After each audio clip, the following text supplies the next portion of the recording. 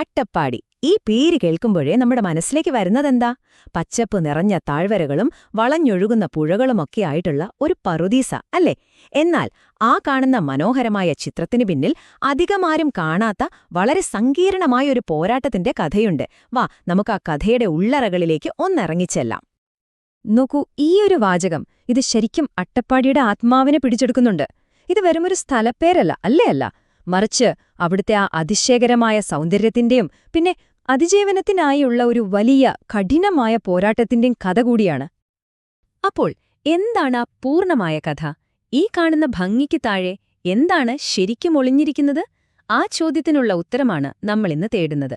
അട്ടപ്പാടിയുടെ ആരും പറയാത്ത യഥാർത്ഥ കഥയിലേക്കുള്ള ഒരു യാത്രയാണിത്. ഓക്കേ, അപ്പോൾ നമുക്ക് കാര്യത്തിലേക്ക് കടക്കാം. അട്ടപ്പാടിക്ക് രണ്ട് മുഖങ്ങളുണ്ട്. ഒന്ന് നമ്മളെല്ലാം കാണുന്ന ആ പറുദീസ, മറ്റൊന്ന് ഒരു വിരോധാഭാസം. അതായത് അട്ടപ്പാടി പുറമേ നിന്ന് കാണുന്നത് പോലെയല്ല അവിടുത്തെ യഥാർത്ഥ ജീവിതം. ആ വ്യത്യാസമാണ് നമ്മൾ ആദ്യം മനസ്സിലാക്കേണ്ടത്. ഇവിടെ നോക്കൂ, ഒരു വശത്ത് ആ പോസ്റ്റ് കാർഡ് കാഴ്ച, അവിശ്വസനീയമായ പച്ചപ്പ്, ഒഴുകുന്ന പുഴകൾ, ശരിക്കും പ്രകൃതിയിലേക്കൊരു രക്ഷപ്പെടൽ. അത് സത്യമല്ല എന്നല്ല ഞാൻ പറയുന്നത്, അത് സത്യം തന്നെയാണ്. പക്ഷെ മറുവശത്ത് നോക്കൂ, ആരും കാണാത്തൊരു യാഥാർത്ഥ്യമുണ്ട്. വ്യാപകമായ ഭൂമിനഷ്ടം, കൊടിയ ദാരിദ്ര്യം, പിന്നെ വ്യവസ്ഥാപിതമായ അവഗണനയും.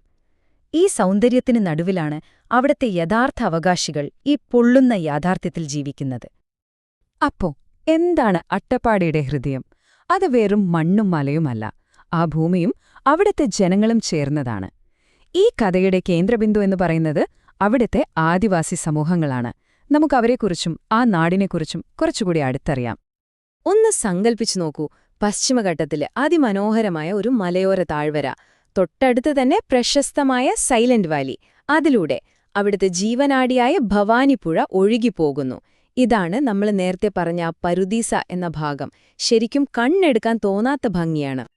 പക്ഷേ ഒരു സ്ഥലമെന്ന് പറയുന്നത് അവിടുത്തെ പ്രകൃതി ഭംഗി മാത്രമല്ലല്ലോ, അല്ലേ? അട്ടപ്പാടിയെ ശരിക്കും മനസ്സിലാക്കണമെങ്കിൽ നമ്മൾ അതിന്റെ യഥാർത്ഥ സംരക്ഷകരെ കാണണം, ആ മണ്ണിന്റെ യഥാർത്ഥ അവകാശികളെ. അവരെ അറിയാതെ അട്ടപ്പാടിയുടെ കഥ പൂർണ്ണമാവില്ല. ഇവിടെയാണ് കഥ ശരിക്കും രസകരമാവുന്നത്. നമ്മൾ അട്ടപ്പാടിയിലെ ആദിവാസികൾ എന്ന് പറയുമ്പോഴും അതൊരൊറ്റ സമൂഹമല്ല. പ്രധാനമായും 3 വ്യത്യസ്ത വിഭാഗങ്ങളാണുള്ളത്. ഓരോ വിഭാഗത്തിനും ഭൂമിയുമായി അവരുടേതായ ഒരു പ്രത്യേക ബന്ധമുണ്ട്. നോക്കൂ, ഇരുളർ, അവർ കർഷകരാണ്. മുടുകർ കാടിനെ ആശ്രയിച്ച് ജീവിക്കുന്നവരാണ്. പിന്നെ കുറുമ്പർ, അവർ കാടിന്റെ ഉള്ളിൽ പുരാതനമായ ആചാരങ്ങളൊക്കെ മുറുകെ പിടിച്ചു ജീവിക്കുന്നവരാണ്. എത്ര വ്യത്യസ്തമായ ജീവിതങ്ങളല്ലേ! അങ്ങനെ നൂറ്റാണ്ടുകളായി ഈ സമൂഹങ്ങൾ പ്രകൃതിയോട് ഇണങ്ങി അവിടെ ജീവിച്ചു പോന്നു. ഒരു പ്രത്യേക സന്തുലിതാവസ്ഥയുണ്ടായിരുന്നു.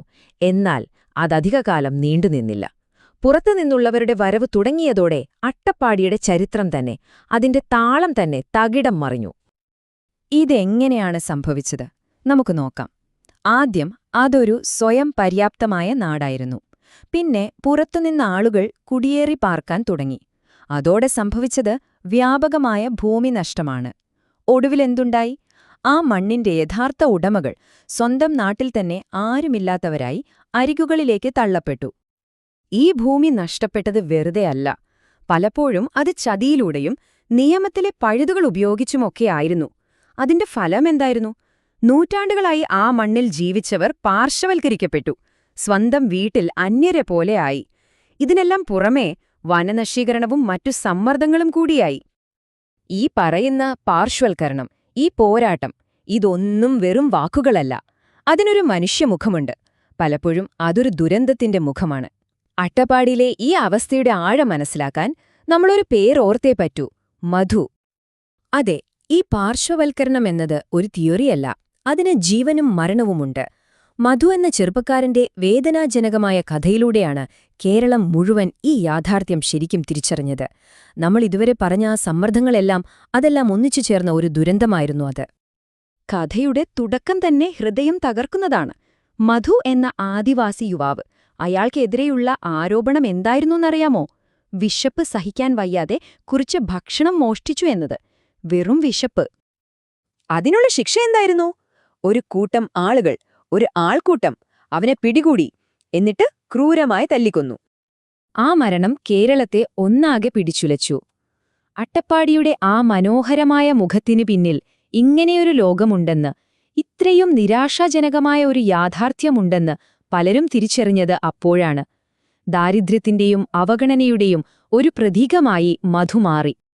അപ്പോ ഇത് നമ്മളെ വീണ്ടും നമ്മൾ തുടങ്ങിയ അതേ പോയിന്റിലേക്ക് എത്തിക്കുകയാണ്, അട്ടപ്പാടിയുടെ ആ രണ്ട് മുഖങ്ങളിലേക്ക്. പോസ്റ്റ് കാർഡിന്റെ ഭംഗിയും അതിനപ്പുറമുള്ള ജീവിതവും രണ്ടും ഒരേ മണ്ണിൽ ഒരുമിച്ച് നിലനിൽക്കുന്നു. ഈ വാക്കുകൾ ശ്രദ്ധിക്കൂ. ഒരു വശത്ത് പച്ചപ്പ് നിറഞ്ഞ കാടുകളുടെയും ഒഴുകുന്ന പുഴയുടെയും സൗന്ദര്യം, എന്നാൽ അതിനുള്ളിലോ തങ്ങളുടെ ഭൂമിയും സംസ്കാരവും സംരക്ഷിക്കാൻ പാടുപെടുന്ന ഒരു ജനതയുടെ കണ്ണുനീരുമുണ്ട്. ആ ഭംഗി എത്രമാത്രം സത്യമാണോ അത്രയും തന്നെ സത്യമാണ് ആ വേദനയും. അതുകൊണ്ട് നമ്മൾ ഓർക്കേണ്ട പ്രധാനപ്പെട്ട കാര്യം ഇതാണ്: ആ സൗന്ദര്യം തീർച്ചയായും യാഥാർത്ഥ്യമാണ്. പക്ഷെ അതേപോലെ തന്നെ ഭൂമിക്കും സംസ്കാരത്തിനും മനുഷ്യന്റെ അന്തസ്സിനും വേണ്ടിയുള്ള ആ പോരാട്ടവും 100% യാഥാർത്ഥ്യമാണ്. ഒന്നിനെ കണ്ട് മറ്റൊന്നിനെ നമുക്ക് കാണാതിരിക്കാൻ പറ്റില്ല. അതുകൊണ്ട് അടുത്ത തവണ നിങ്ങൾ മനോഹരമായ ഏതെങ്കിലും ഒരു പ്രകൃതി ദൃശ്യം കാണുമ്പോൾ ഒരു നിമിഷം നിൽക്കുക. എന്നിട്ട് നിങ്ങളോട് തന്നെ ചോദിക്കുക, ഞാൻ ഇതിന്റെ മുഴുവൻ കഥയാണോ കാണുന്നത്? ഈ സൗന്ദര്യത്തിനപ്പുറം ആരെങ്കിലും കേൾക്കാൻ കാത്തിരിക്കുന്ന മറ്റ്